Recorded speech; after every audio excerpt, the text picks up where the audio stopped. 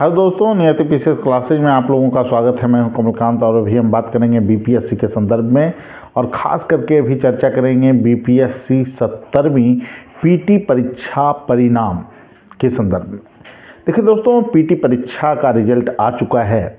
ऐसे में जब रिजल्ट की संख्या ज़्यादा है तो आपको स्वाभाविक है कि बहुत सारे लोग पास भी हुए हैं, लेकिन जो सबसे बड़ा चीज़ है, जो आशंका है कि पीटी परीक्षा में कहीं ना कहीं सेंधमारी हुई है, गड़बड़ियाँ हुई है और इसका प्रभाव मुख्य परीक्षा और फाइनल रिजल्ट पे पड़ेगा। इसको लेकर छात्र काफ़ी जो है कि चिंतित हैं। जिनका रिजल्ट भी हुआ है वो भी चिंतित हैं।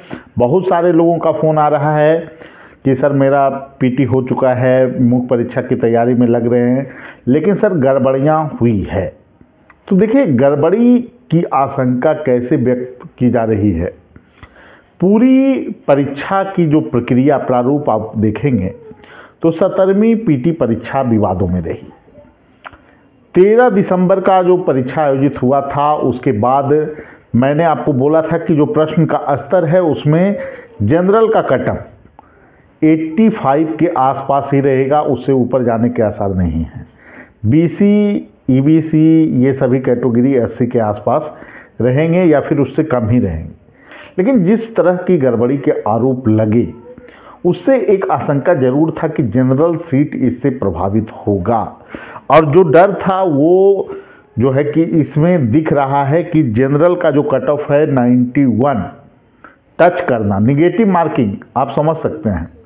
20,000 से अधिक रिजल्ट है, 21,500 कुछ रिजल्ट है और उसके बावजूद भी जनरल कैटेगरी के लिए 91 रिजल्ट गया है। देखिए, यूपी में आपको 3 से 4,000 5,000 रिजल्ट जारी होते हैं, वहाँ जनरल कैटेगरी का कटअप 82 83 जाता है।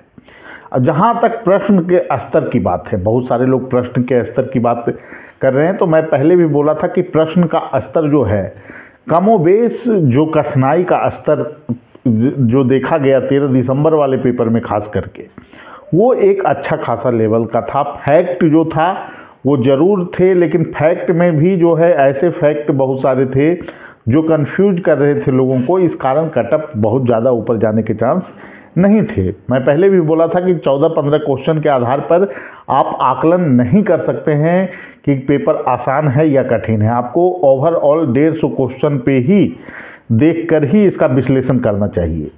लेकिन कुछ लोग जो थे इसका विश्लेषण कर दे रहे थे कि कटअप जो है कि ऊपर जाएगा, 100 जाएगा। ये सभी बेबुनियाद था। जो पढ़ने वाले कैंडिडेट हैं, शिक्षक हैं, वो सभी बोल रहे थे कि कटअप जो है जो 85 के आसपास रहने के आसार हो सकते हैं।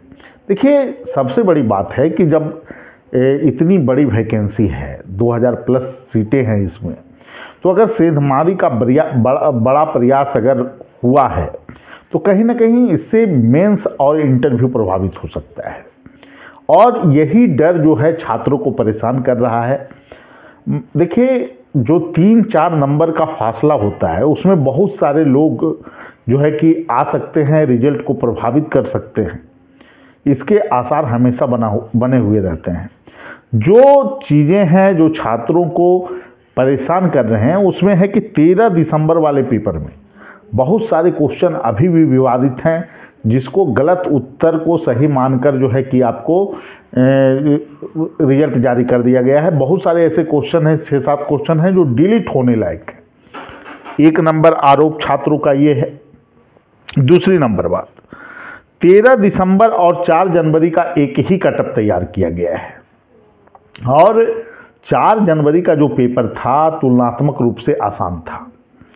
और अगर ये पेपर आसान था तो कटअप को एक जो आयोग रखी है, आखिर क्यों रखा गया? एक ही रिजल्ट को तैयार जब किया गया, जबकि आयोग कह रही थी कि हम स्केलिंग को अपनाएंगे।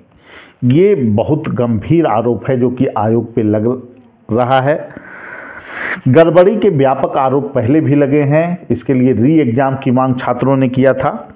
तो इसलिए मेरा जो मानना है, अभी भी बीपीएससी का जो रिजल्ट है वह 31 जो जनवरी का जो कोर्ट में बहस है उस पर बहुत सारा चीज़ डिपेंड करेगा।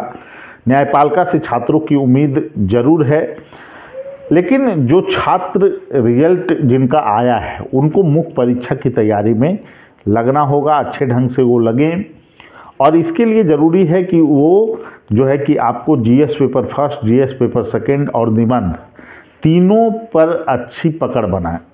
लेकिन जो छात्र परेशान हैं उनका कहना है कि सर जो है कि अगर गड़बड़ियाँ हुई है पीटी में तो इसकी व्यापक प्रभाव, जैसे कि हम लोग तो पहले से भी देखते आए हैं कि CGL 2 में जो हुआ बिहार में, उसका रिजल्ट पर बहुत व्यापक प्रभाव देखा गया। पीटी में आंशिक गड़बड़ी हुई, लेकिन मेंस में लगभग लोग जो है कि 60 से 70% तक घपला हुआ। तो यही स्थितियां क्या 70वें बीपीएससी में बनने जा रही है, इसको लेकर छात्र डरे हुए हैं। और कहीं ना कहीं ये जो परिणाम की जल्दीबाजी है आयोग की, वो इससे पुष्ट होता है कि कहीं ना कहीं कुछ तो गड़बड़ है इस पूरी प्रक्रिया में। क्योंकि आयोग जिस ढंग से, मैं पहले भी बोला था कि जिस रिजल्ट को पहले निकालना चाहिए था उस रिजल्ट को रोका जा रहा है और फिर पहले आपको 70वें बीपीएससी के रिजल्ट पे फोकस किया जा रहा है। क्या वजह है? रिजल्ट के लिए वैसा दिन क्यों चुना जा रहा है जिससे कि अभी जो है कि आपको 26 जनवरी की तैयारी हो रही है और जो है कि 26 जनवरी को लेकर सुरक्षा बढ़ा दिए गए हैं, इसको ध्यान में रखते हुए कहीं प्रदर्शन नहीं हो सकता है। ये भी चीज़ों को बीपीएससी ने ध्यान में रखा है। तो रिजल्ट के टाइमिंग पर लोग प्रश्न उठा रहे हैं। रिजल्ट में जो जल्दीबाजी किया जा रहा है, 4 जनवरी से आप देखिए, 4 जनवरी से लेकर अभी तक कितने दिन हुए हैं और इस बीच रिजल्ट को जारी किया गया।